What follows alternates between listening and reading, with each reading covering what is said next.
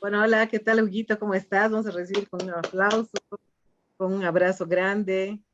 Gracias, Eh, gracias. Muy agradecida, muy bendecida por estar aquí contigo y gracias por acceder también a la entrevista, ¿no?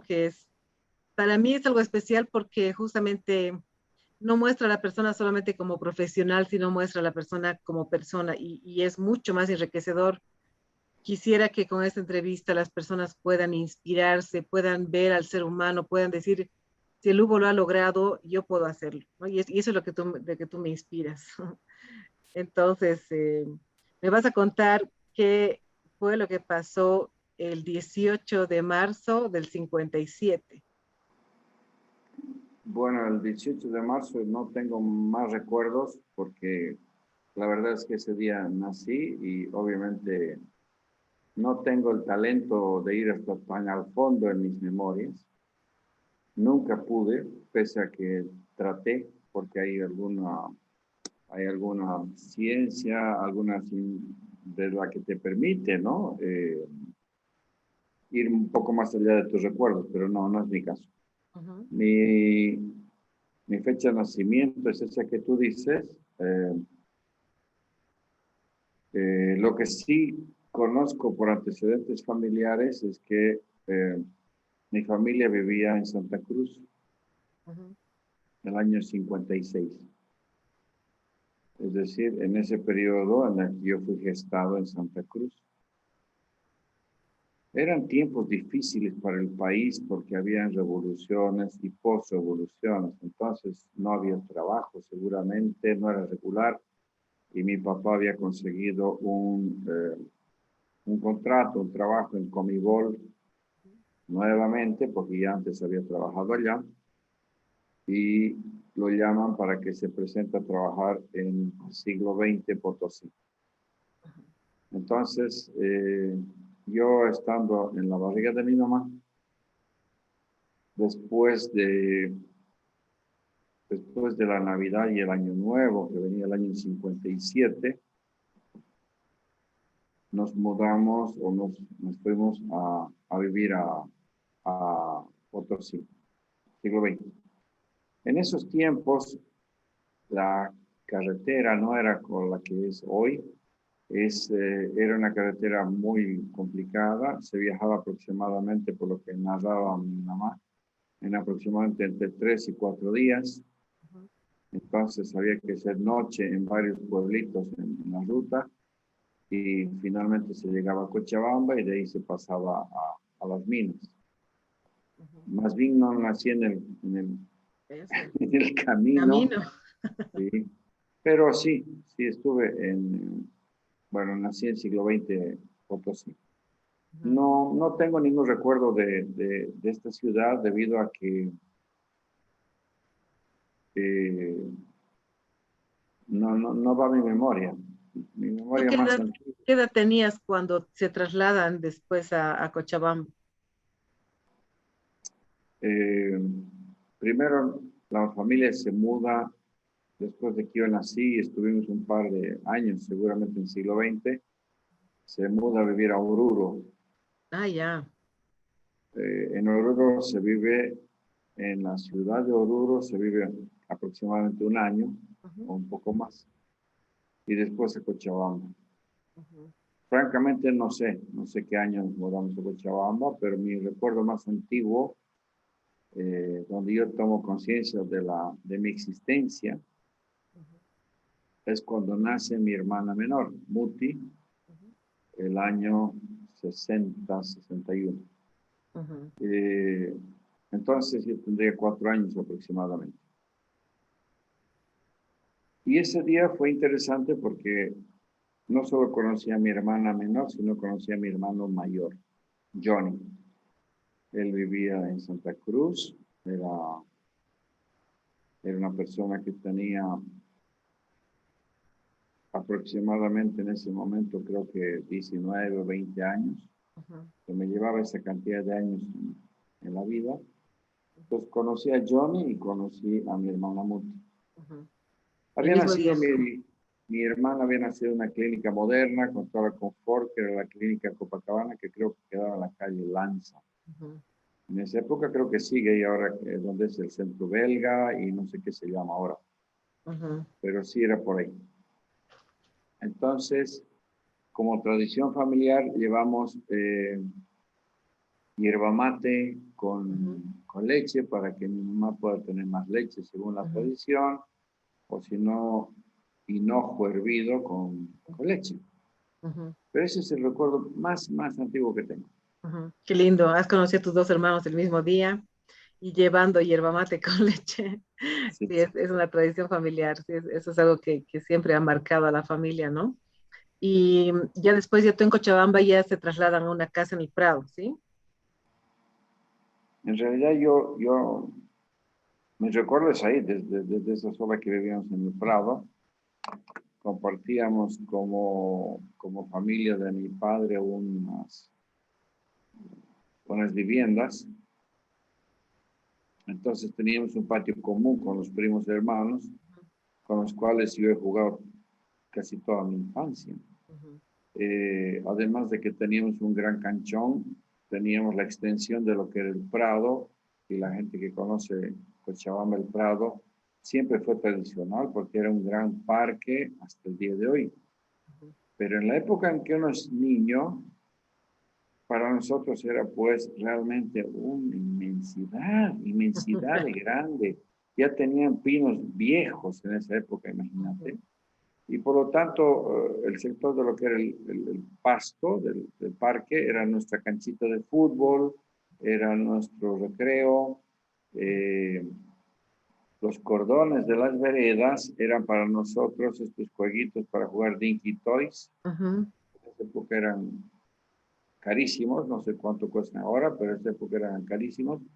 Era toda una competencia de Dinky Toys que se hacía con los del barrio. ujú.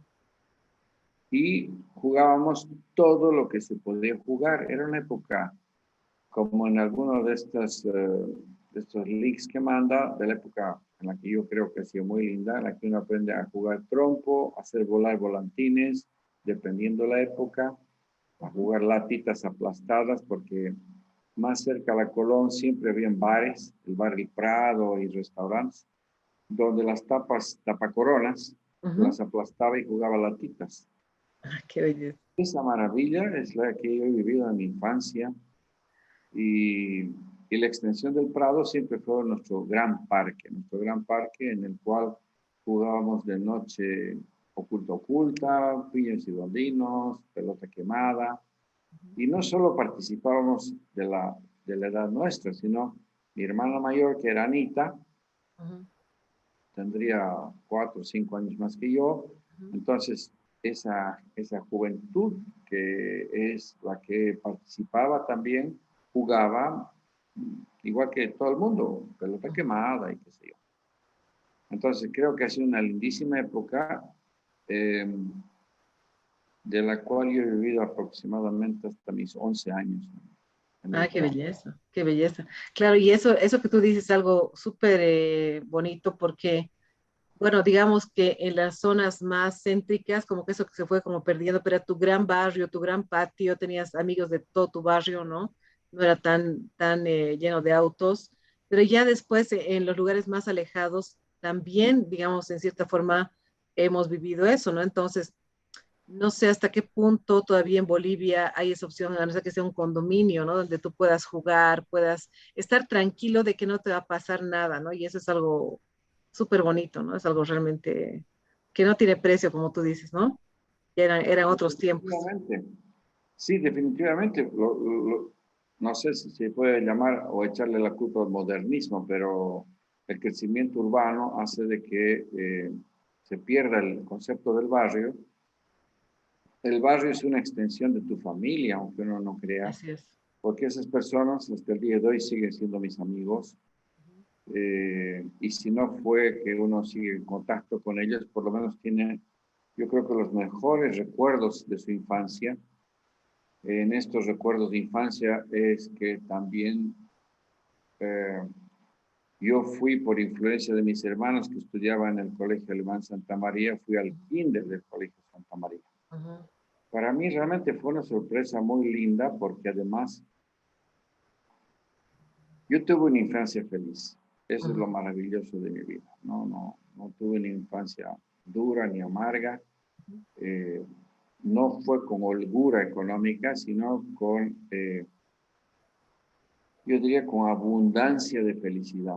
ujú, Esa abundancia de felicidad se trasladó después al Kinder del Santa María, donde además conocí otro tipo de amigos que no eran los de mi barrio, y conocí algo entre las anécdotas, lo que son los crayones. Los ujú, crayones son esas pinturas que hoy por eso son tan comunes. En esa época eran extraordinarias ujú, porque no se fabricaban en Bolivia, eran importadas.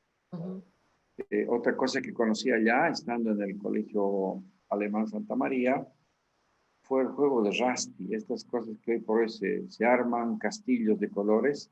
ujú. Estamos hablando de muchísimos años atrás y existía en el Colegio Alemán. También ahí conocí algunos compañeros en los cuales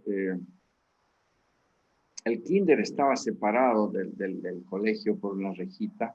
Ujú. Entonces las hermanas mayores nos dejaban en esa rejita y jugábamos. Pero no faltaban los compañeros que chillaban por sus hermanos, que no querían que los dejen solo, pensando que los iban a abandonar, Ajá. etcétera, etcétera.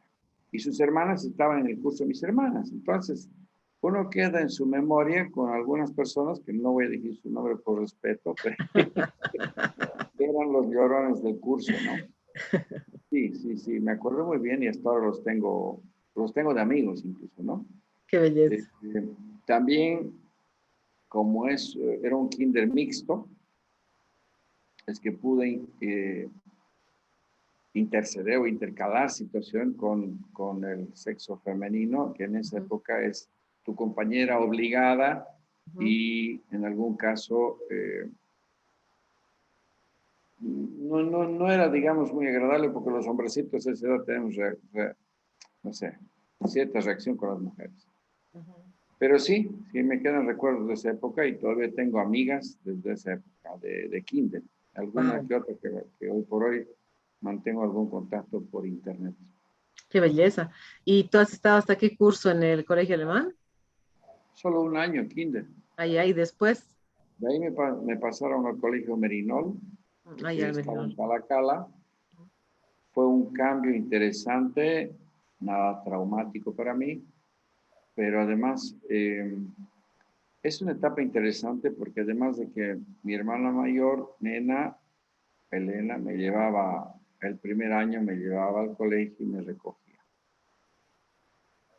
Es una etapa interesante porque además marca en mi vida una época difícil porque yo tenía mm, mucha sensibilidad a las amígdalas.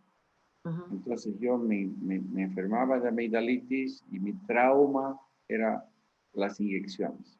ujú. Venía una señora que era vecina de atrás a poner inyecciones cada 15 días o cada vez que yo me enfermaba, que era antibiótico, ¿no? Penicilina. Ujú. Y el terror de las inyecciones era para mí un cucu. Entonces Claro. yo estaba en shock, lloraba. Ujú. Bueno, era un drama para mí. La miraba la pobre señora, Judith se llamaba, y era el cucu para mí, la Claro. inyección. Hasta que sucedió el milagro cuando aparece el doctor Rojas Tardío, hoy por hoy fallecido, un otorrino famoso en Cochabamba, donde me dice, pero esto lo operamos cuando él cumpla 7 años. Había que Ujú. esperar hasta esa época, porque por algún tema que después lo descubrí, hasta los 7 años los niños no tienen formado su propio aura. Es por Ah, eso, es por eso que antes los niños ingresaban al colegio o a la escuela a los 7 años. No es porque son maduros o inmaduros o son cagones, no. Simplemente porque en esa edad el aura del niño está formada para protegerse. Entonces yo entré al Merinol a los 7 años y me operaron. Bingo para mí, porque me operaron las amígdalas. Y lo primero que dijo el médico, mira, me encantaban los helados. Yo no podía tomar helados porque caía con amigdalitis. ujú. Pero resulta de que el bendito médico dijo, lo primero que le van a dar a este niño son helados. Y mi hermana Nena, con la bronca que tenía los helados, tuvo que ir a comprarme helado. Tenía bronca. Esta Llegó hermana. llegó con un envase de helados, de canela, me acuerdo muy bien, y durante 2 semanas, para cicatrizar las amígdalas, tomaba helado. Y era un premio para ti, porque fue una fiesta, y, o sea, no solo el premio de que no te resfriabas, sino que podías, no había inyecciones, sino que estabas en lo máximo para ti porque estabas comiendo helado todos los días. Definitivamente, yo he Qué disfrutado belleza, y hasta el día de hoy yo disfruto de los helados, ¿no? qué Pero belleza. es un tema así, como la infancia sucede. Entonces hay un vuelco en mi vida que dejo de ser dependiente de las benditas amígdalas y tomo independencia. Qué belleza. Esta situación hacía de que yo tenía que ir del Prado, donde yo vivía, hasta el Colegio Marilón en Calacala, cerca de la Avenida América, Ujú. en colectivo. Wow. Y era un colectivo, te prometo, de esos carcanches que había en esa época, no había otro, donde el boletero era pues, con las monedas. Pues, Y a mí me daban exacto, desde el segundo de primaria, ujú, yo iba solo al colegio, ya. me daban exacto. Ujú, Yo no sé exactamente la moneda, pero por ejemplo, el pasaje costaba 50 centavos de ida y 50 de vuelta, ujú, centavos. ujú, Entonces me daban un peso, digamos, un ujú, boliviano. Y yo tenía que pagar esos 50 exactos. ujú. Yo no sé en qué momento descubro que algunos de los chicos que iban en el mismo colectivo se bajaba en la siguiente parada, subía de nuevo y le decía al boletero, que era un chico igual que nosotros, un poco mayor seguramente que Ah, cobraba, ya te pagaba. ah, mira. Sí, sí, ya te pagaba, ya te pagaba, ya te pagaba. Entonces dije, la mierda, este es el secreto. ¿Por qué? Porque yo quería comprarme helados. Ah, mira. Entonces, en alguna ocasión me surtía que no le pagaba el pasaje al boletero y tenía 50 centavos para un helado. ¿Y la vuelta también o no? Ya tenías un No, no, no, boliviano. no se podía. No No se era tan podía. fácil, no era tan fácil. Pero sí, he disfrutado esa infancia en el Colegio Merinol. Ujú. Muy Qué linda. belleza, qué belleza. Y entonces, Huguito Daza era un niño travieso, que le gustaban los helados, que le encantaba el poder pintar con un crayón y que son cosas que como que cuando eres niño te impactan y para de una persona grande ya es como todo, no sé, muy rutinario, muy normal, ¿no? Y tú cuentas cosas que son tan simples que cuando uno descubre esa capacidad de ser niño otra vez, puede conectarse, ¿no? Con asombrarte, no sé, ser feliz con cosas pequeñas, ¿no? Que eso es algo hermoso, ¿no? Que tú cuentas, ¿no? ¿Y qué tal tu adolescencia? ¿Qué nos puedes contar? ¿Qué cosas han marcado tu adolescencia? ¿Cómo has sido tú de adolescente?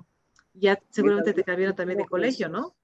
yo creo que es importante esto porque en esta etapa del vivir en el Prado, Ujú, cuando uno va yendo a la evolución de la adolescencia, preadolescencia podríamos decir, ujú, eh, algo interesante que sucedía en la época de carnaval, para nosotros era una fiesta genial ujú. porque vivíamos en el nudo de conflictos de las guerras de carnaval. El Claro, que no claro. iba al Prado a mojarse era un pelotudo, o sea que Sí.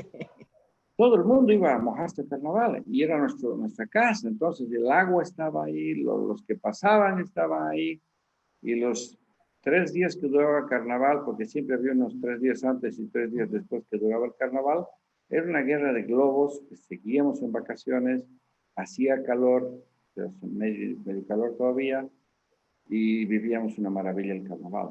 Entonces, entre jugar y no jugar y tirar globos, era tratar de ahorrar la cantidad de globos que uno podía, porque era niño, ¿no? Ujú. Entonces, los hermanos mayores que estaban allá jugando tenían más globos que yo, por edad. Y Tenían por edad que la cantidad de globos designada. me imagino, no sé cómo era. Nosotros nos daban 10 globos por día y se acababa, digamos. Ajá, Solo por decir, no me acuerdo. ajá. Pero sucedía que había que ir a la pila o al grifo donde se inflaban los globos a rescatar los globos que los grandes desechaban. ¿Entiendes? Para tener Ajá. sus globos. Y bueno, cuando se acababa esto, el balde era nuestra mejor herramienta para seguir con la guerra de carnaval.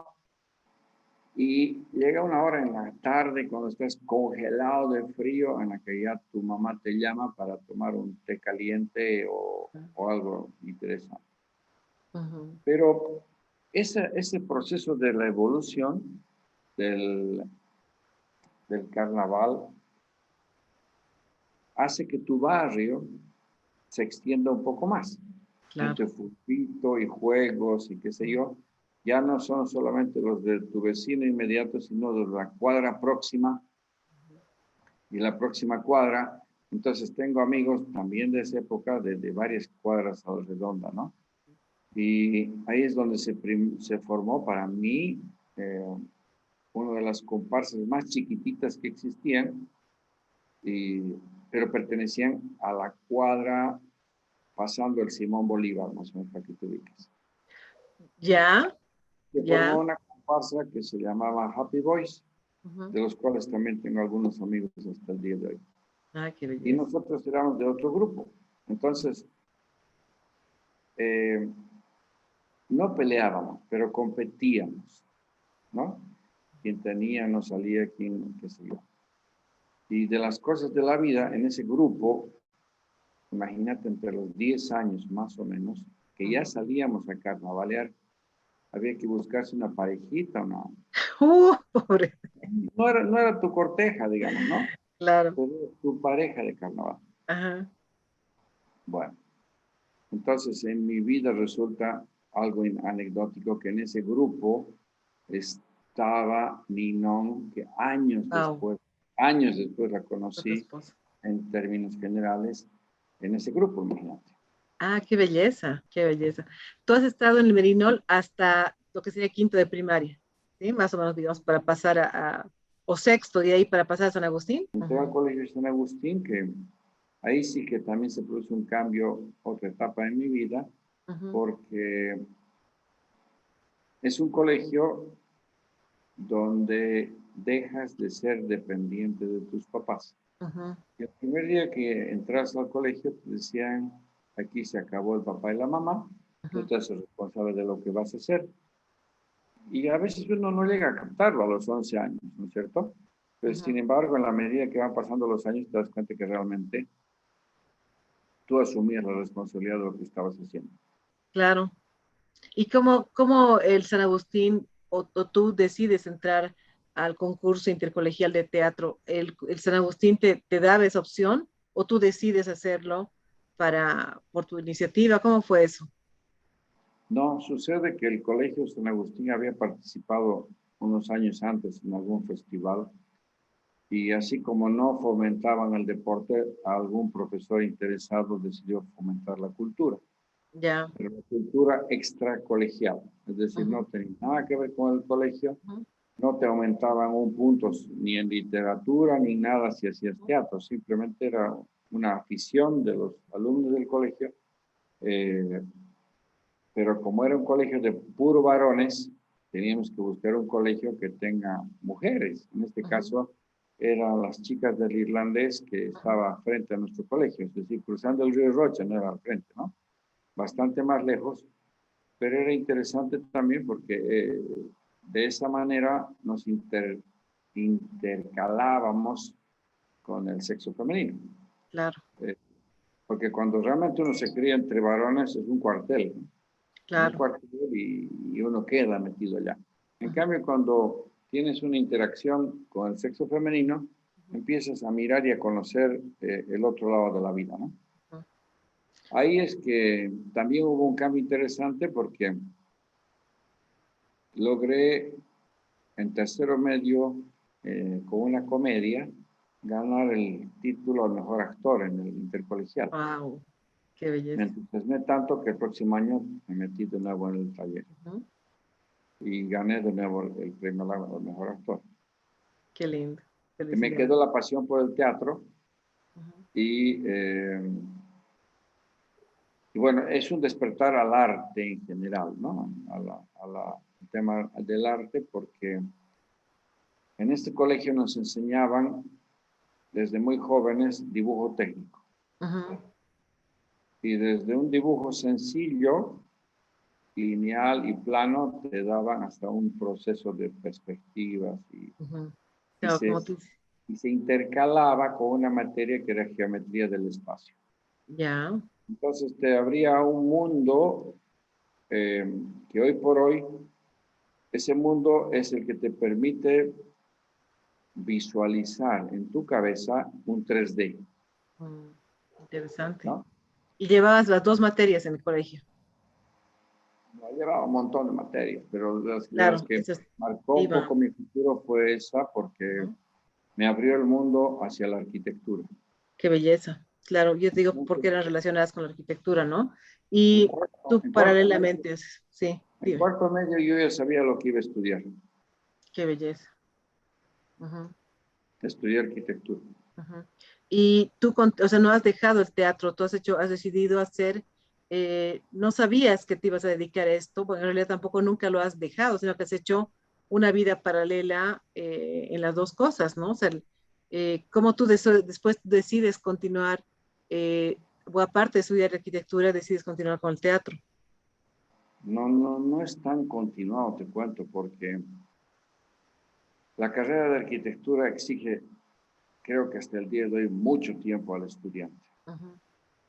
Eh, es más, creo que es hasta explotada en el sentido del tiempo de dedicación para el estudio.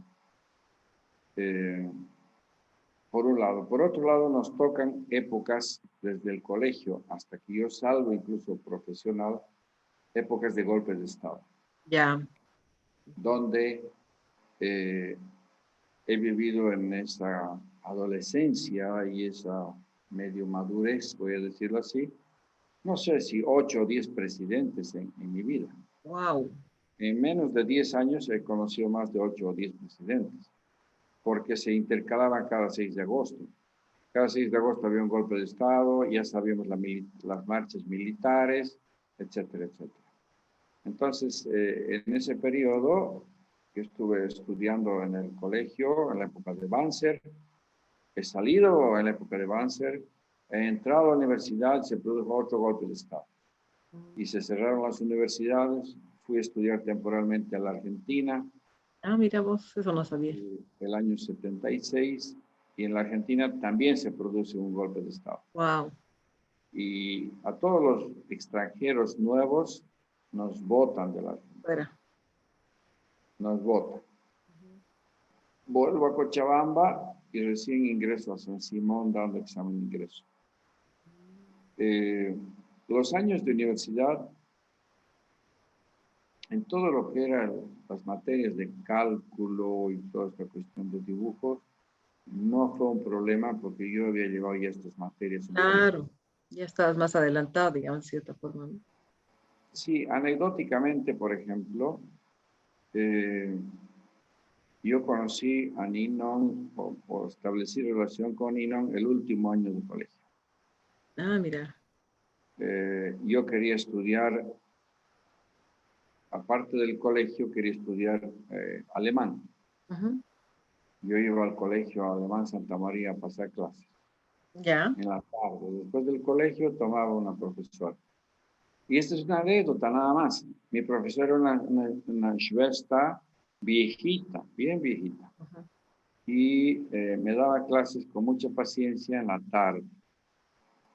Ahí debió pasar dos meses o algo así y mi profesora enfermó y dijeron que estaban suspendidas las clases hasta que ella se cure.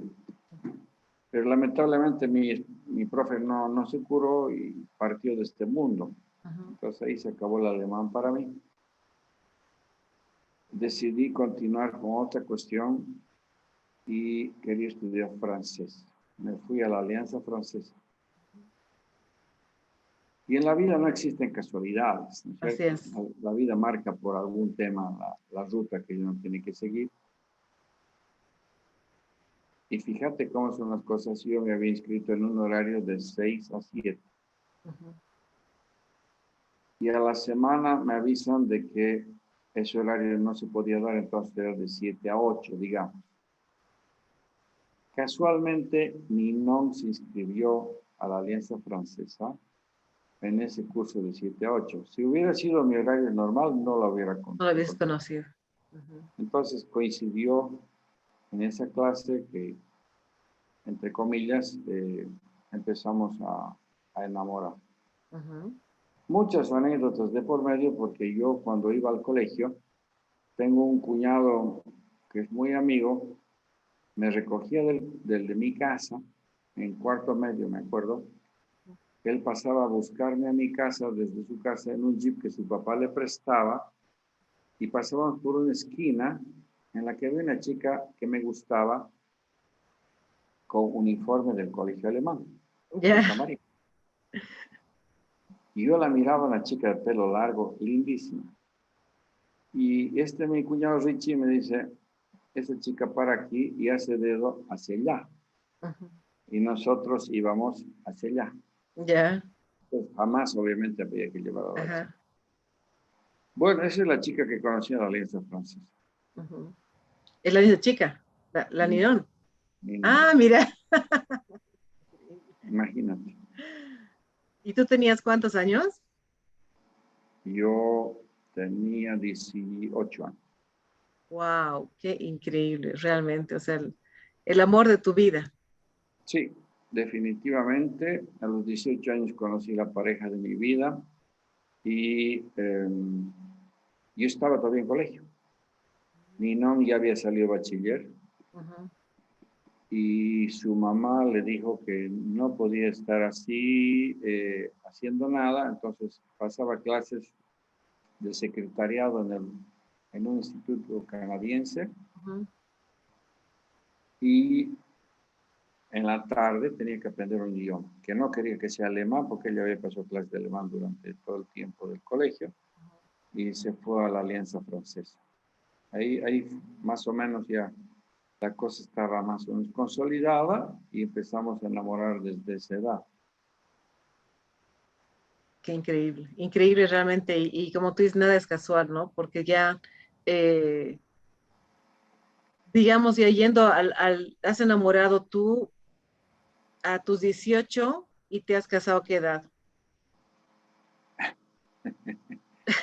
A los 20. A los 20, 2 años enamorando, mira, qué increíble. Yo era menor de edad para casarme. Eras menor de edad. Nino ya había cumplido 21 años. ¿No? Eh, entonces, no te miento, hemos tenido un enamoramiento muy bonito, con muchas anécdotas de por medio que no vienen a esta entrevista porque fue una conquista muy interesante, pero eh, yo me fui a estudiar a la Argentina en ese, el año 76. Entonces yo estaba enamorando con Nino. Nos votaron de la Argentina y yo volví a Bolivia, pero pensaba yo volver a Argentina, porque no se sabía qué iba a pasar, era un golpe de Estado, imagínate, no había noticias, había intervención militar en la universidad allá, etc. Entonces yo pensaba volver a la Argentina a estudiar. Y Nina me propuso matrimonio. Fue ella la que me propuso matrimonio. Y estando enamorando un año y un poquito más. Eh, entonces me dijo, ¿quieres casarte conmigo? Y le dije, sí, quiero casarme contigo. Bueno, vamos a ver qué pasa con nuestros padres. Ujú. Entonces, eh, yo fui a hablar con mis papás. Yo tuve unos padres maravillosos, pero maravillosos en todo sentido. Era una pareja abierta. Eh, eran muy mayores en sí, respecto, por ejemplo, a los que fueron mis suegros. Eh, era, era un par de personas, además de de abiertas de mente, de espíritu y de todo. Pues yo hablé con mis papás sentados así tomando un té. Y le dije, estoy enamorado y quisiéramos casarnos con la Nino. Y mi papá me dijo, mira, estoy de acuerdo, yo me he casado joven, apoyo a las parejas jóvenes, van a crecer juntos, o sea que tienen mi bendición. ¿Cuándo vamos a pedir la mano? Me dijo. Me sorprendió. Entonces, imagínate la maravilla de eso. Entonces, yo, Nino habló con sus papás y sus padres. Bueno, ¿qué pasó? ¿Que estás embarazada? ¿De dónde? ¿Con quién? Yo era un estudiante, imagínate, de primer año. Entonces, bueno, Nino le dijo, no les estoy pidiendo permiso, les estoy avisando que me voy a casar porque soy mayor de edad. Wow. Entonces, medio que en esa situación no había mucho que hacer, es decir, por una fecha, y dijeron, bueno, ¿y qué van a hacer? Bueno, Hugo va a volver a la Argentina y yo me voy con él y queremos casarnos antes de que él se vaya a la Argentina, qué sé yo. Entonces, en esa puja de padres e hijos, decidimos que se postergara un año la boda. Se produjo un año después. Entonces me casé a los 20 años. O sea, tenía que ver si a los 19. No volví a la Argentina eh, porque no había forma de que seguía el golpe de Estado y los problemas tanto en Bolivia como en la Argentina. Y bueno, ya una vez casado, también cambió mi vida, ¿no? Cambió mi vida y empecé a, entre comillas, por ejemplo, nunca nadie nos mantuvo. Tuvimos que salir a trabajar, estudiar y trabajar. Ninon paró la olla durante muchos años, eso es cierto. Ella trabajaba de secretaria, no teníamos hijos, ojo, no nos casamos por embarazo, sino porque queríamos casarnos. Y después de 2 años de matrimonio, tuvimos nuestro primer hijo, que se llamó Pablo. Vivió solamente 8 horas. Tuvo un problema de insuficiencia respiratoria. Hasta el día de hoy creo que hubo un error médico y cálculo del médico, pero la vida es así. Entonces, este niño vivió menos de un día entre nosotros. Pero también marcó un antes y un después en nuestra vida, porque lo que sucede con la vida es que vino un ángel a mostrarte qué tienes que despertar en tu vida.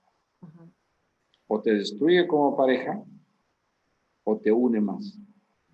Y tuvimos la gran suerte de conocer en ese tiempo un sacerdote que tomamos un curso de parejas que nos ayudó muchísimo a salir adelante.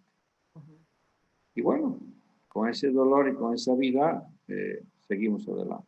Y ustedes obviamente entraron en crisis, ¿no? Porque tú dices que ese bebé vino a mostrarles algo que era el momento de unirse, de fortalecerse, y ya se abrió el camino como para que ustedes puedan, digamos, continuar con esa unión, porque solamente te das cuenta que hay un problema después de que tienes una crisis, ¿no? Después de que estás, y ahora cómo sobrevivo a esto, ¿no?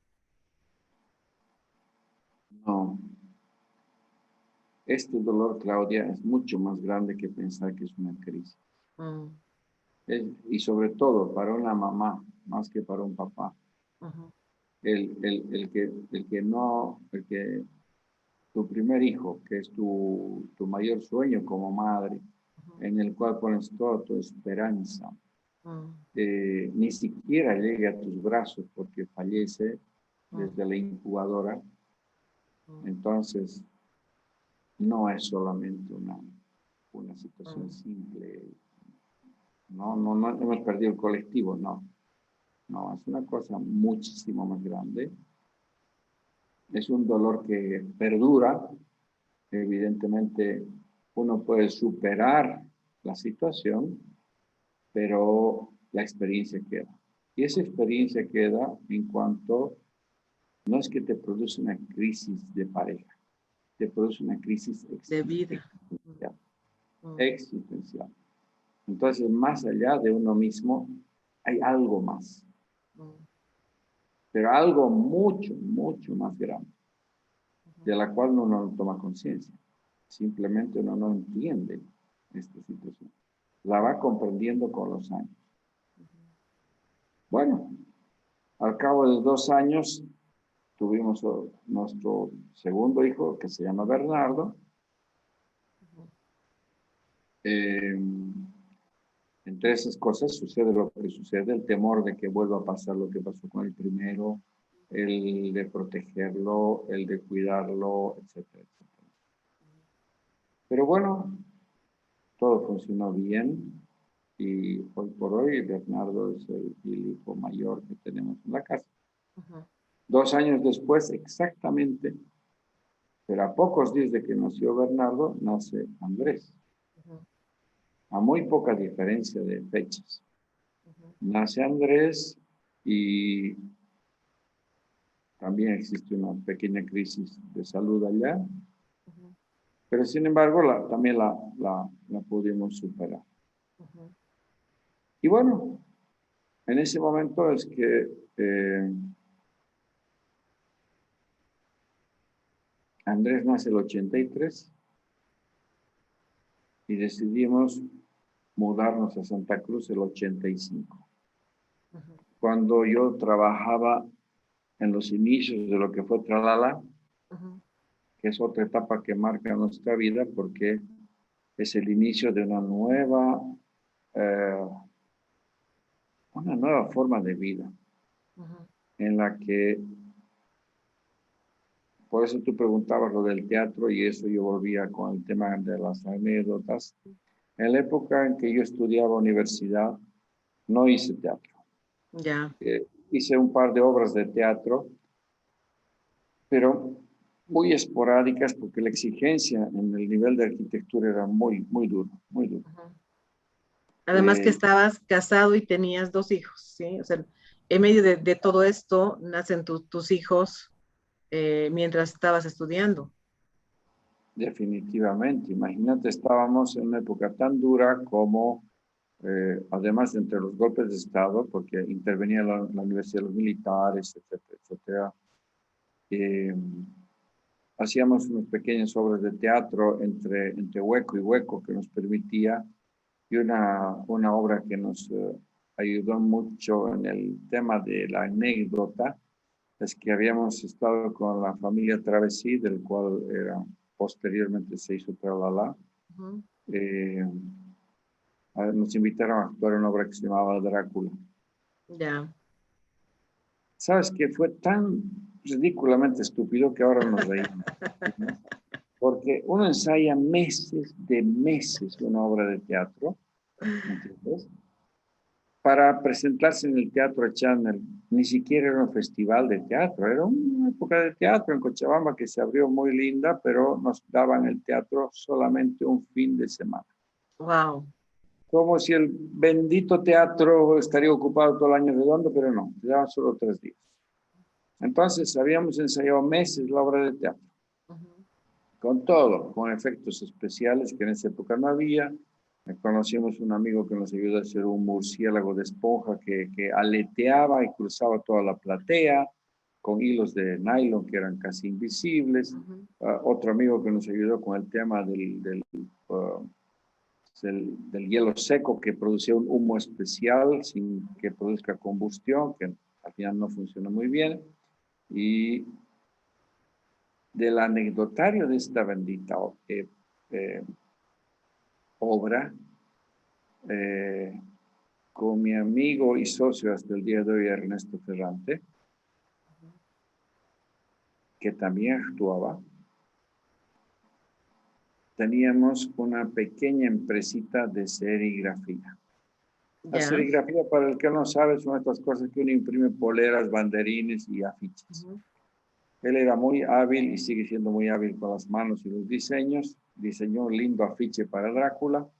Habíamos creado el primer afiche impreso en serigrafía de 1 metro de largo. Wow. Y en esas cosas. Pero por coincidencia de esas vainas, cuando uno presenta su obra de teatro, el Chapulín Colorado estaba dando Drácula. Ah, En mira. el cine del frente, diagonal al Teatro Chá, estaban dando Drácula. En la no sé qué vainas del no sé qué vainas, estaban dando Drácula. Y nosotros con Drácula, nadie quería vernos, ¿entiendes? O sea, que fueron a vernos nuestros amigos y familiares más íntimos, pero no solo eso, sino que en ese anecdotario, además de ser actor, siempre haces algo más. Por ejemplo, o enciendes la luz, o llevas las cosas, o pones el agua. En este caso, yo era el que hacía ciertas cosas, entre ellas disparar un fulminante cuando Drácula desaparecía detrás de un diván. Ajá. En esa época, Peter Travesí era el que era el científico en la obra. Ujú. Manolo Molina, un actor renombrado, Drácula, a la sazón su cuñado. Ujú. La hermana Cecilia era la doctora que no sé qué investigaba. El famoso actor René Hohenstein era el famoso científico que iba a destruir a Drácula. Ujú. Y cada uno tenía un rol. Y nosotros con Ernesto éramos más o menos los que manejaban el manicomio, Ujú. que como en esa época había siempre el tercer patio, éramos de ahí. Ujú. Bueno, yo tenía que tirar el fulminante cuando Drácula que le mordía el cuello a la primera actriz y desaparecía detrás del diván, entonces salía el famoso murciélago de esponja y cruzaba la platea, Ujú. pero para que cruce la platea había que subir al palco de arriba y utilizar una bicicleta invertida sin llanta y nosotros pedalear al revés la bicicleta para que se envuelva el hilo de nylon. Imagínate que el segundo día de estreno se tranca la bicicleta. Wow. El puto murciélago no llega nunca. Queda bamboleando en plena sala, imagínate, así, así. Y la gente, ¡guay! Ya se dieron cuenta que era un truco. Y yo trataba de que Ernesto, que estaba abajo, reciba el murciélago con un palo. Él decía, trae un palo, trae un palo. No me escuchaba él. Él, en su papel de loco, corrió a la platea para llamar la atención y que la gente se dé cuenta del puto murciélago que no funcionaba. Imagínate. Qué chistoso. Ese mismo día había que encender el hielo seco no funcionaba y había que prender una burrera que un amigo químico nos dio para encender Ujú. una cosa que producía humo, ¿no? Ujú. Pero al encender también producía un fogonazo. Ya. Las escenografías siempre fueron de cartón y papel. Yo Uh. estaba oculto detrás de un panel, encendí la vaina y se empezó a incendiar la panelería. ¿Te imaginas? Yo soñaba con que ese teatro se incendiaba, yo estaba muerto en cenizas en la obra de teatro, entonces empecé a apagar el fuego con mis manos. No. Y me quemé las manos y toda la vaina, pero por suerte se apagó. Qué increíble. Para falta de eso, mi amigo Ernesto tenía que romper un espejo donde pasaba Drácula y tú sabes que Drácula no se refleja en la No se puede imagen. mirar al espejo. Ajá. Entonces el actor hacía una señal así con su mano y decía, los espejos los odio, y se escuchaba que se rompía el espejo. Ujú. Y era un vidrio roto que se rompía con un martillo. Ujú. Mi amigo Ernesto se durmió hasta esperar su turno, nunca sonó el martillo, no sé, nunca se rompió el espejo. Bueno, pero ¿dónde termina el tema? En que el abuelo de Nino prestó un escritorio de época muy bonito, todo para que cuando a Drácula le clavemos en el corazón una estaca de madera, que era un Ajá. show, o una cosa que era un truco, Ujú. y bueno, lo agarran al bendito Drácula, lo echan sobre la mesa, y el rato de golpear René Hohenstein el martillo en el pecho de Drácula, se abre el escritorio así, se rompen las patas, No. y la gente aplaude, aplaude. ¿Qué? Pensando que cada noche rompíamos un escritorio, ¿entiendes? Ay, no me digas. Pero todo resultó una carcajada al final, porque el famoso Drácula decía, ay carajo, me duele, ay carajo, me duele. Entonces, estas épocas de teatro fueron una anécdota en la vida, pero no fue más allá de esas circunstancias en la Ujú. época de la universidad. Prácticamente terminando la universidad, es que Peter Travesí nos propone hacer un show de niños en un local del Prado que nos prestaban los domingos por la mañana. Y se llamaba El Mundo de los Niños. El mundo de los niños. Donde Denis Lacunza, que era su socio, era un compositor musical, hacía una musiquita sencilla de piano. Y era un mundo bonito para los niños con la historia del bueno, el malo, etc. Como siempre, Peter Travesí era el dueño del proyecto y era el primer actor y qué sé yo. Entonces, ¿qué era? Hugo y Ernesto eran los malos de la película. Y los niños la pasaban mejor con Hugo y Ernesto que con el Peter Pan famoso, ¿no?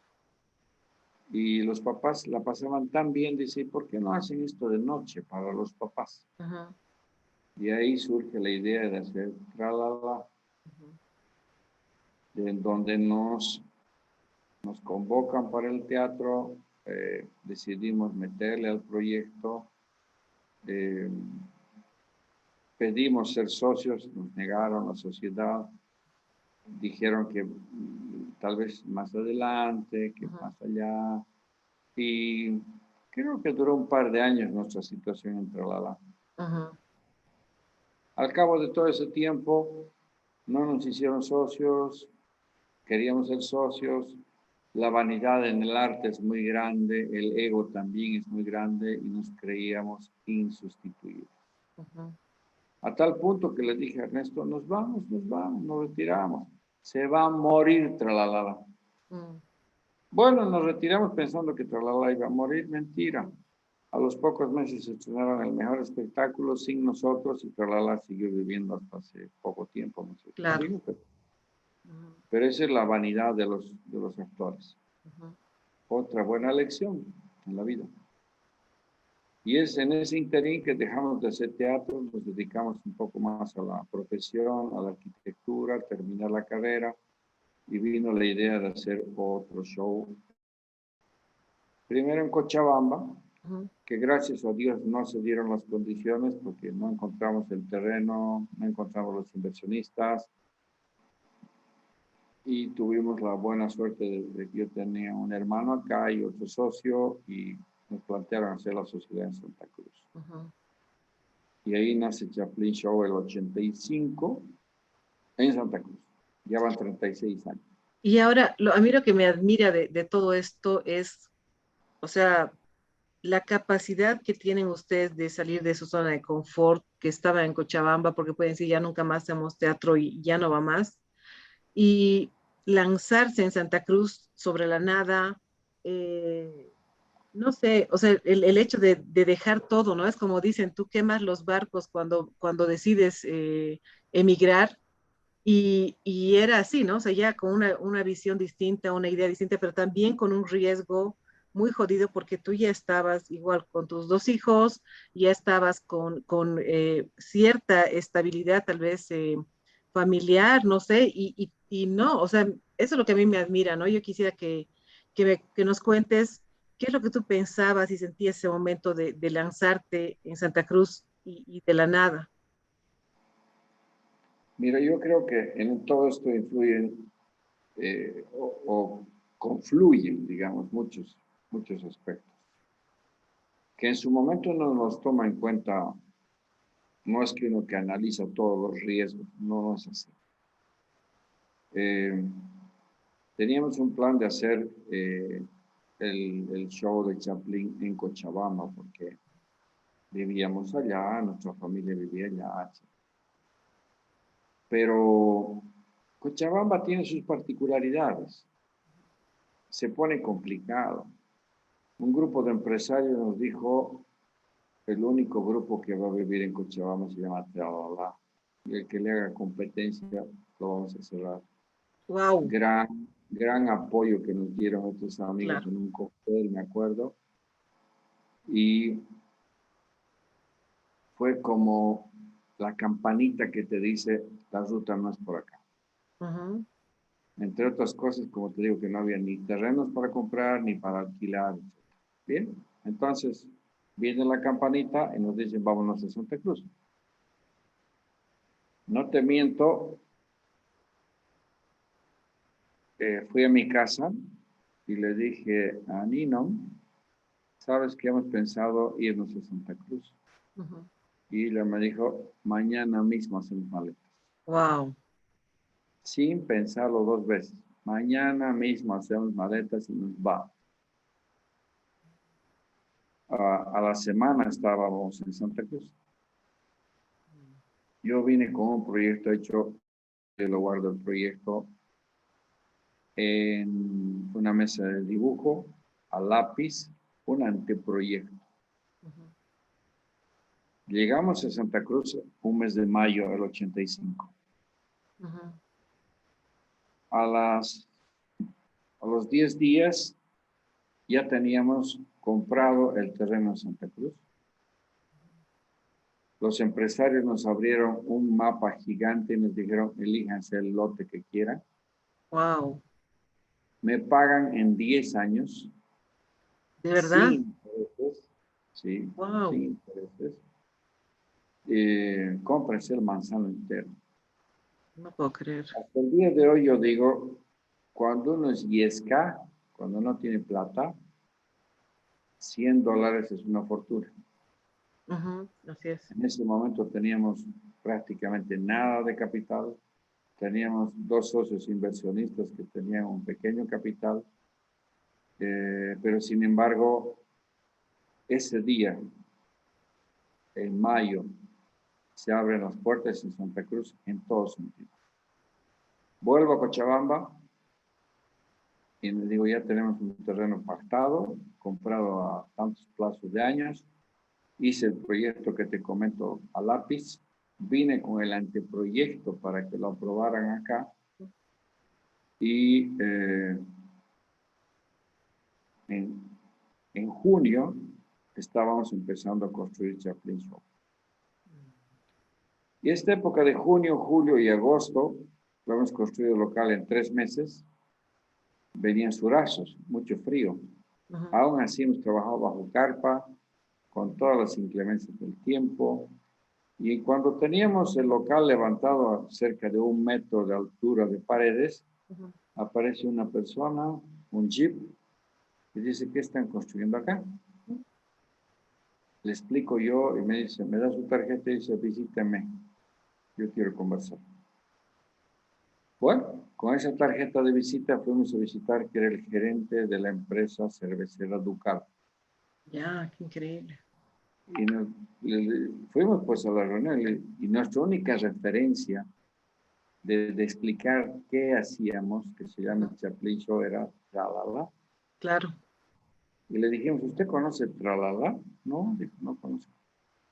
Pero alguna vez, porque veníamos a actuar a Santa Cruz esporádicamente o a La Paz. No, nunca he visto. Explíqueme de qué se trata, de tal cosa. Espectáculos, donde va a haber bebidas y comida. Bueno, les vamos a dar un plan de auspicios por 1 año. 1 año de anticipo, imagínate. Wow, qué increíble. Nos pusieron el apoyo. Hasta el día de hoy, yo digo, es la empresa que más tiempo nos dio apoyo y durante los últimos 10 años, por poner así el ejemplo, venía la Paceña, que era su competencia directa, a ofrecernos el doble de lo que ponga Ducal. Y nosotros dijimos, no, Ducal nos puso el primer día y vamos a seguir con Ducal. Claro. Hasta que, bueno, vino una mega empresa y se los come a los dos y es una empresa argentina, ¿no? Ya deja de existir esa situación. Pero fueron los empresarios que nos dieron una buena mano, el público que nunca nos abandonó. Empezamos con mucho éxito el primer espectáculo. ¿Cuándo comienzan? ¿Cuándo estrenan? ¿Cuándo hacen la inauguración? ¿Al cuánto tiempo? El 28 de agosto de 1985. No puedo creer. O Sí. sea, junio, julio, o sea, en 3 meses han construido. En 90 días se construyó el local. No puedo creer, qué increíble. El último día, o los últimos días que ya teníamos fecha de estreno, porque habíamos hecho un trato con Ducal y otras empresas auspiciadoras, no podíamos cambiar la fecha de estreno. El local era un desorden. La alfombra que estaba recién colocada, porque era uno de los pocos locales en Santa Cruz que tenía alfombra, estaba todo un despelote. Viene otro empresario y dice, ¿qué va a haber aquí? perdón, antes de poner la alfombra. Viene un empresario y dice, ¿qué va a haber acá? Un local de espectáculos, ta, ta, ta, ta, ta. Y dice, ¿sabe qué? Yo fabrico alfombras. Sí, pero no tenemos plata para eso porque nuestro plan era poner un piso más sencillo. No, no, Ajá. no. Ustedes me pagan en estas condiciones a tantos meses. No puedo Pero creer. es que tampoco tenemos tiempo. Y él dice, no, dice, la alfombra les va a facilitar porque la extendemos, la pegamos en menos tiempo de lo que ustedes piensan colocar otro material. Nos salvó la vida. Dos, cuando ya estaba la alfombra puesta, era un desorden igual el local, viene otro empresario, hasta el día de hoy, Urruti Betty, la Ujú. empresa de limpieza, y dice, ¿qué va a haber acá? Un local. Yo les limpio el local con todo, aspirado, lavado de alfombra, ordenado, desempolvado, acomodado de sillas. Y teníamos 4 días para el estreno. Wow. Y él dijo, yo en 3 días les pongo el local con todo. O sea, en términos de limpieza. Eso nos ayudó un mundo. Urruti Betty nos acompañó hasta hace pocos años atrás también con el tema de limpieza. Y hasta el día de hoy el dueño es nuestro amigo. Entonces digo, Santa Cruz es un semillero de empresas donde las empresas se colaboran mutuamente y donde el que quiere crecer, aunque venda naranjas en la esquina, le va a ir bien. Pero no es para venir a vaguear. Yo aprendí una cosa muy importante. Dice que el mundo gira cuando tú lo empujas para que gire. Qué bonita frase, qué linda frase. Y es el hecho de que, mira cómo todo, como tú dices, ha ido confluyendo, es como si, yo me imagino a Moisés levantando el bastón y todo se va abriendo con el camino, como tú dices, no, no es que tú has hecho, era todo fácil, sin embargo, todo lo que venía, la gente te lo ha ido ofreciendo como en bandeja de oro, ¿no? Y eso es Dios bendecido con cada persona que se te ha acercado, la actitud que tenían las personas y o sea, realmente como en 3 meses ustedes han logrado construir, a mí me admira mucho y además que otra cosa que a mí yo te voy a hablar el pensamiento tradicional, ¿no ve? El hecho de que tú, por ejemplo, seas arquitecto y digas, no, o sea, ya, o sea, aquí se murió la oportunidad de poder ser actor y no, no voy a hacerlo más, voy a priorizar mi carrera, me voy a lanzar a Santa Cruz con un anteproyecto hecho en lápiz y después todas las cosas te van dando así. Y tú a pesar de eso decides seguir con tu carrera y seguir también actuando. O sea, es otra cosa que yo admiro mucho de ti. ¿Qué es lo que tú pensabas, sentías el momento de poder hacer las dos cosas paralelas? ¿Cómo lo hacías?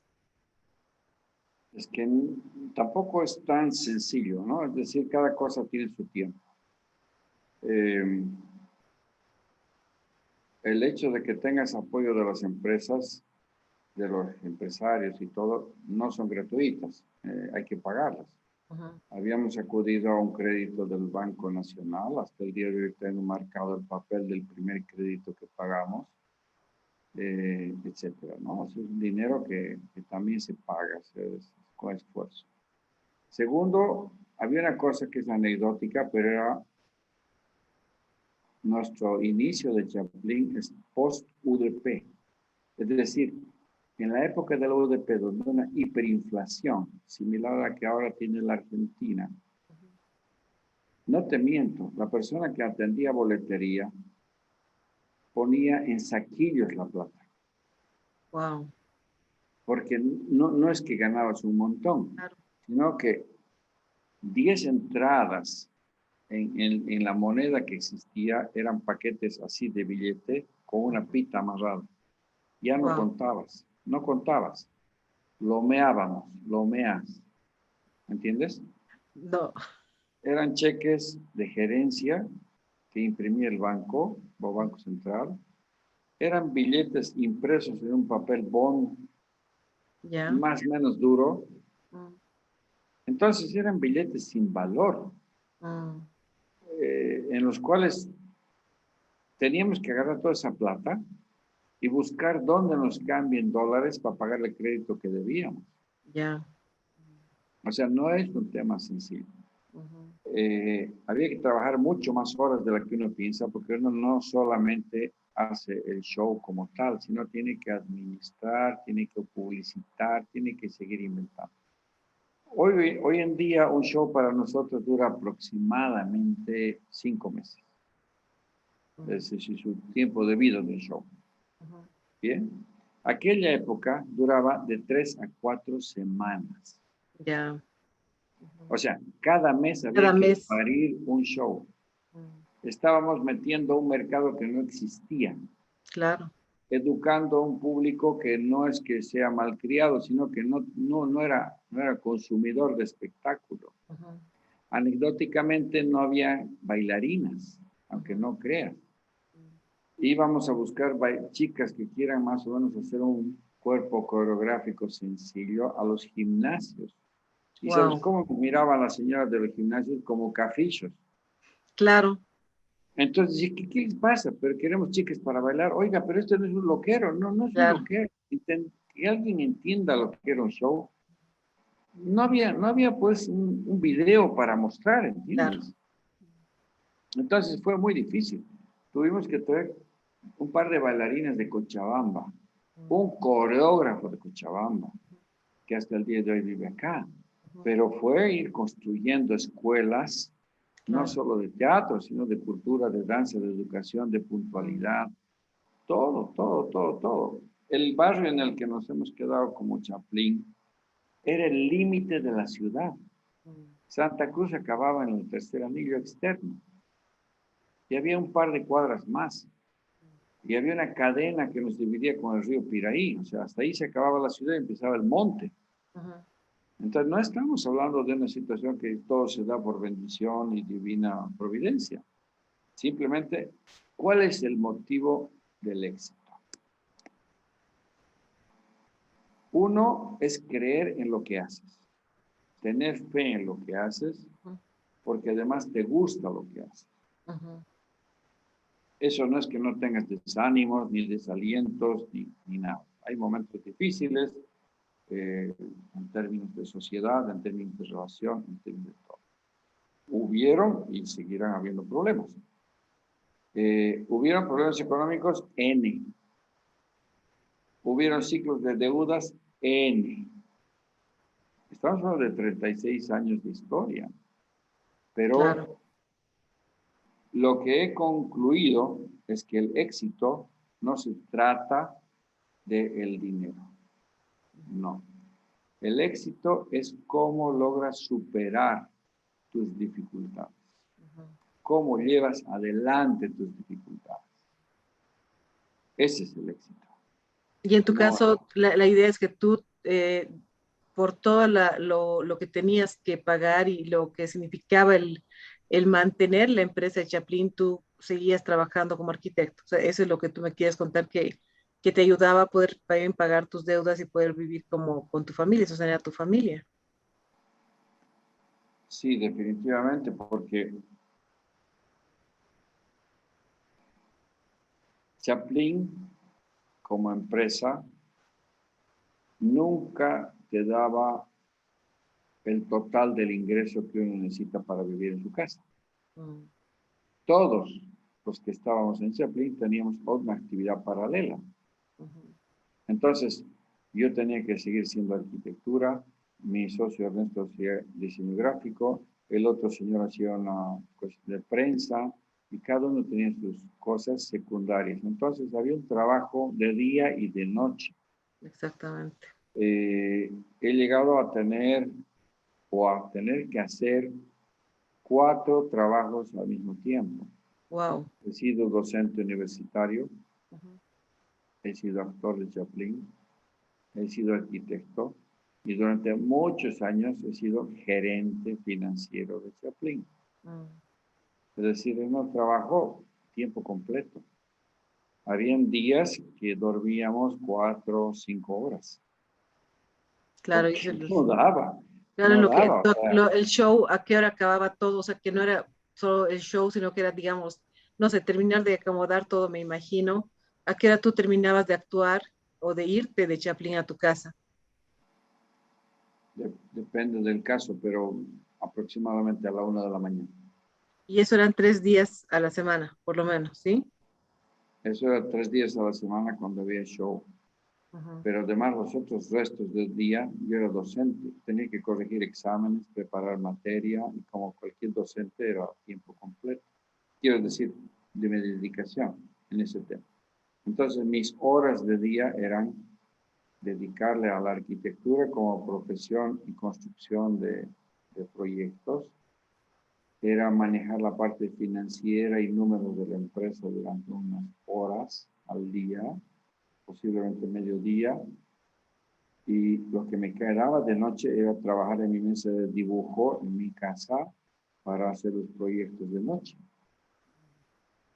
Claro, Entonces, es realmente increíble y es admirable porque, eh, como tú has dicho, tú has roto esquemas, has logrado cosas increíbles, has abierto la mente de la gente, no estabas en un plan tradicional para nada y has sido empresario, emprendedor y has trabajado de todo lo que has podido para poder, digamos, dar sostener todo lo que tú pensabas y lo que has creado.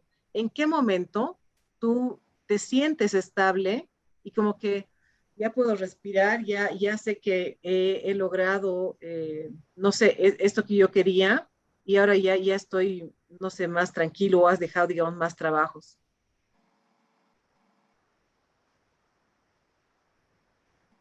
mira, yo no sé si existe ese momento. Ese es un tema que uno se cuestiona todos los días, porque eh, yo te decía que el tema del éxito es justamente cómo superas las dificultades. Mm. Y uno piensa que a medida que pasa la vida las dificultades van a disminuir. Y con la experiencia de ser padre, tienes hijos chicos, problemas chicos. Tienes hijos grandes, son problemas grandes. O sea que el famoso sueño de que esto va a pasar, no pasa, No existe. no pasa. Lo que uno tiene que aprender a vivir es con el día a día, con ese presente continuo, Mm. el aquí y el ahora. Y que no suene tan romántico, simplemente es tener conciencia de lo que uno está viviendo, de lo que le toca vivir, y uno aprende a no preocuparse. Ujú. Preocuparse es ocuparse de lo que no hay. Sin embargo, eso no deja de ser una realidad. Uno tiene que pensar mañana qué les doy de comer a mis hijos o qué voy a hacer. Es cierto. Pero ha habido épocas muy duras.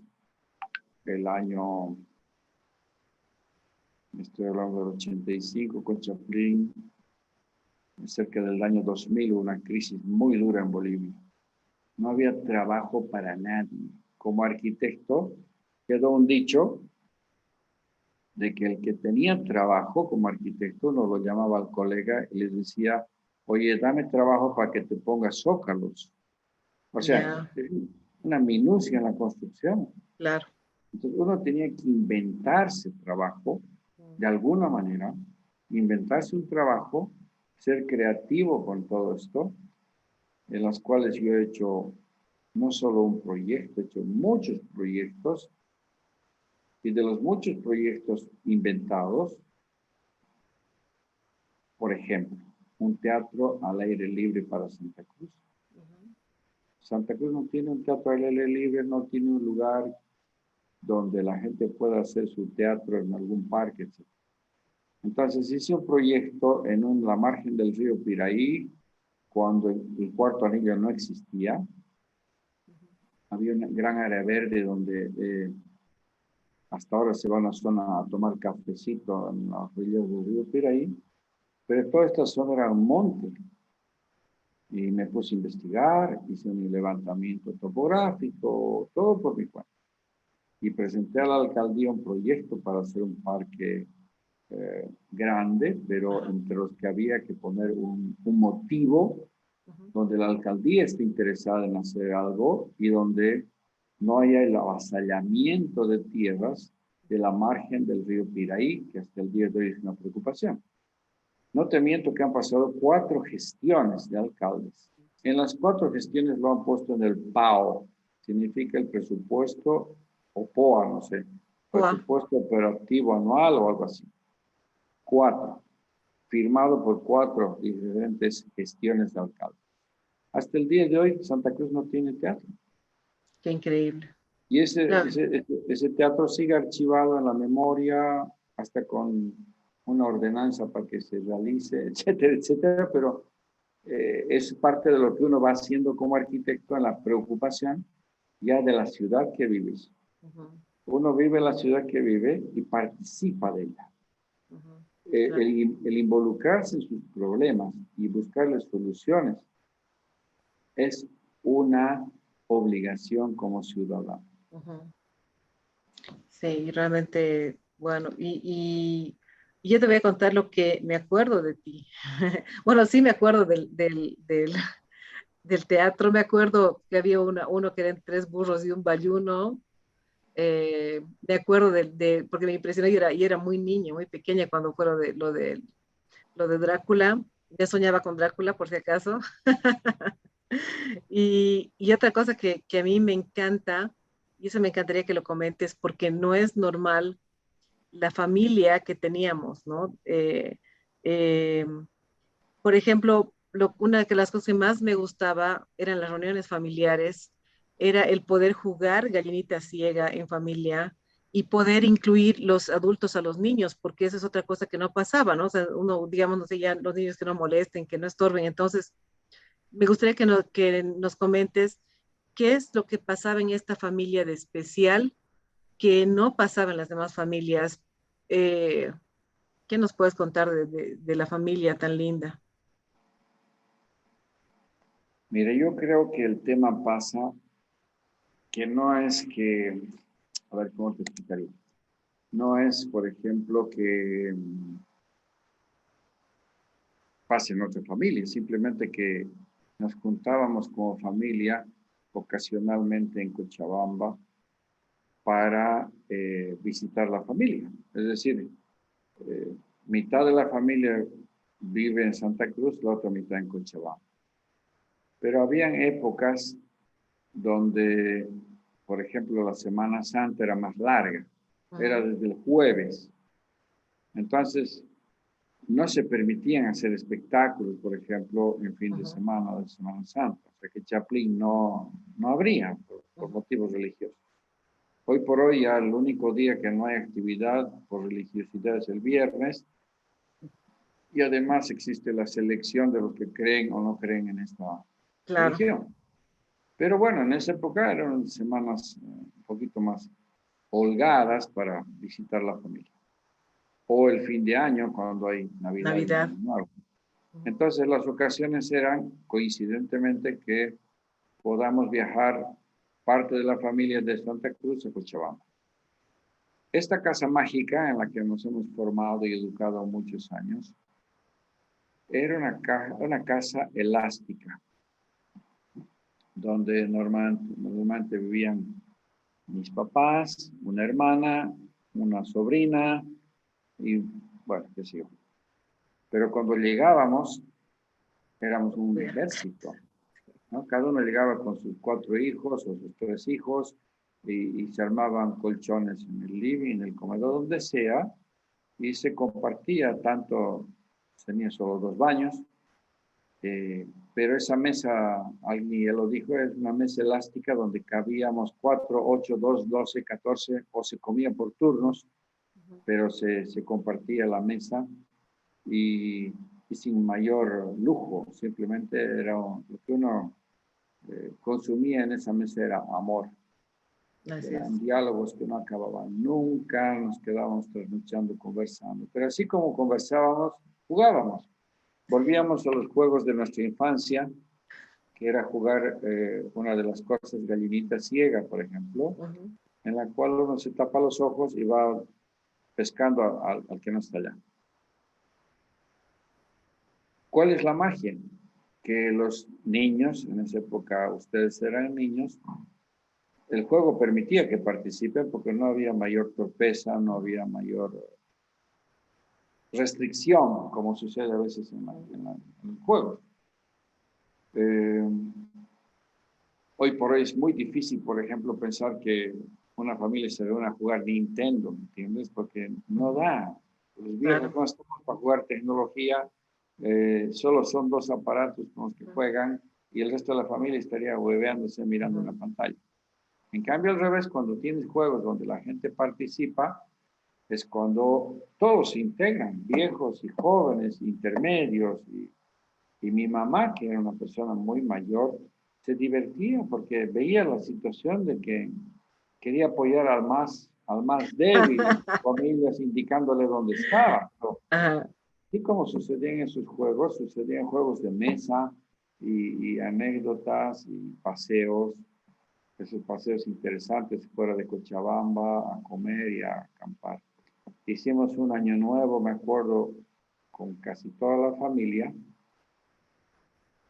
Decidimos ir a un lugar, no me acuerdo cómo se llamaba, en Cochabamba, medio espiritual, medio esotérico, en las afueras de Tiquipay, en algún lugar por allá. ¿Y cuál fue lo bonito? Que fuimos casi toda la familia a dormir un par de noches allá, entonces en la cual nuevamente recreas esos juegos y las anécdotas familiares y el compartir y comer y estar viviendo juntos. Así es. Esta tradición ojalá no se muera, digo, en el sentido de que cada uno al núcleo de su familia la vaya recreando, porque estaba leyendo el otro día en el internet, dice que el radio de estabilidad de una familia es la madre. Y la madre pasa a ser la abuela, porque pasan las generaciones. Pero cuando la abuela muere, fallece, desaparece el radio de estabilidad y desaparece la casa de la abuela, en la cual compartíamos horas de charlas de sobremesa. Y eso es lo que ha pasado. Sí, Y sí, eso va a así es. pasar con todos. Claro, así es, Entonces, así es. en Sin el embargo, núcleo familiar, tendrá cada uno que construir lo que pudo albergar en su infancia o en su juventud y reproducirlo posiblemente a sus nietos. Y bueno, eso ya no sé qué va a pasar. claro, y es toda lo que vive en nuestros corazones, ¿no? Porque eso es algo que solamente el hecho de ver una foto cuando lo vemos juntos, cuando, no sé, pasa algo así, todo el mundo vuelve a recobrar ese amor que tú dices, ¿no? Que era algo mágico, totalmente, algo especial. Y bueno, la idea es que después de eso, ya pensando en lo que es tu familia, en lo que es, digamos, la segunda parte, lo vamos a llamar así, de esta historia, eh, hay un momento en el que tú decides comenzar a hacer deporte, comenzar a hacer otras cosas. Bueno, ya has tenido 3 hijos, ya tus nietos. ¿Cómo es la vida de ahora de Hugo? ¿Cómo se siente? ¿Cómo ve la vida? Yo sé que tú eres una gran persona, no solo por todo lo que has vivido y has aprendido y nos puedes inspirar, sino también por la parte espiritual que tú comentabas, ¿no? Eh, Tal vez nos puedes comentar igual un antes y un después en tu vida espiritual. ¿Qué nos puedes comentar de eso? Mire, yo creo que eh, hay que ir un poco más atrás. Yo cerca de los 15 años, 15, 16, yo había participado con los amigos de siempre, del colegio y de la comparsa o grupo que uno tenía. Yo era de un grupo interesante en Cochabamba de amigos, que eran los Jets, que hasta el día de hoy creo que existen o se juntaban. Pero también viene un cambio de giro en esta mi vida, y conozco otro grupo de jóvenes, un poquito mayores que yo, que estaban en el mundo esotérico, se dice en esa época, porque no me dediqué. Era, pero entre clandestino y no clandestino, no por lo malo, sino porque simplemente la religión católica es la que domina y dominaba mucho tiempo. Entonces, el hablar de otras cosas que no sean simplemente una religión o pensar en algo distinto sonaba medio que a ocultismo. Ujú, Eh, Sin embargo, he sido un buscador en el término, en esos términos espirituales. En esa época había leído un libro que a mí me ayudó muchísimo, que es El Cordón de Plata, y, y me hizo un clic en mi vida. También había surgido en esa época el libro del Principito, ujú. de los cuales quedan unas anécdotas en el colegio que yo les había llamado la atención a mis compañeros para que tomen un poco más de conciencia, pero eh, como decimos, no estábamos vibrando a la misma sintonía. Ujú, claro. Entonces yo me fui un poco alejando de ese grupo y metiéndome en otro grupo. Y en ese término de cambiar de grupos y la búsqueda, he ido buscando durante mucho tiempo, he seguido buscando y no es que uno encuentra, sino que uno cada día aprende más. Ujú, Se da cuenta que un solo grupo no es suficiente, ujú, porque lo que sucede con los grupos denominados espirituales, y muchos de ellos terminan en una religión, es que cuando terminan en una religión se vuelve dogmático. Y el rato que entra el dogmatismo se acaba la espiritualidad. ujú.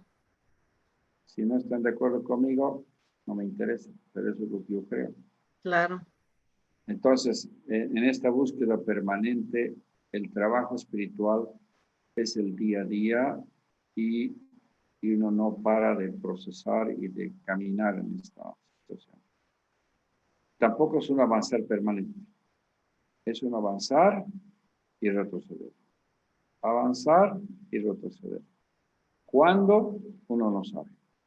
Ujú. Sin embargo, el darse cuenta que es así es también tomar un estado de conciencia importante. Entonces, yo he pasado por distintos grupos espirituales,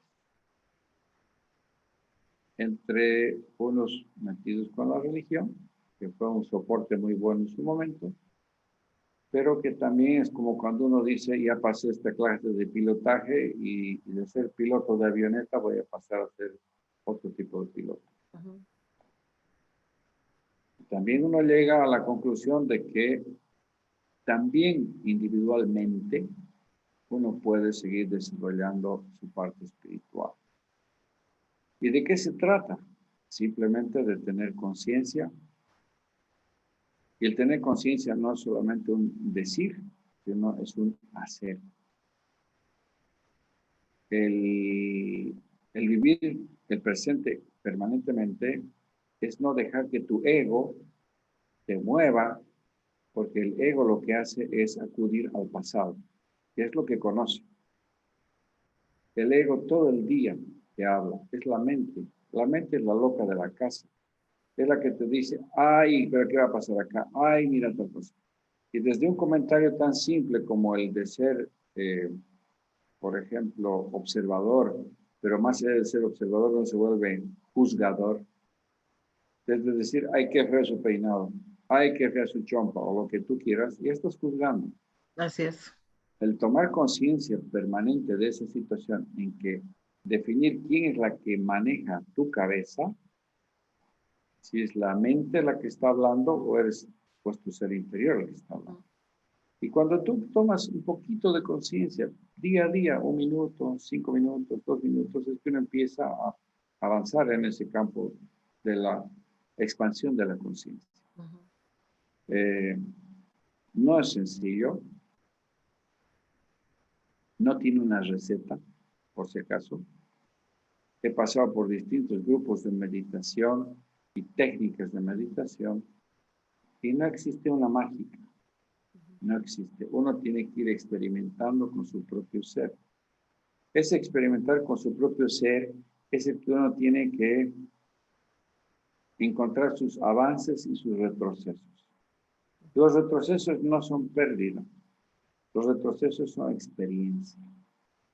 Una de las cosas importantes de la que estaba escuchando, por ejemplo, es que en uno de los audiolibros de Deepak Chopra, por ejemplo, es cómo uno puede vivir con sus oscuridades, o sus partes oscuras, o sus sombras, como Sus se llama. sombras.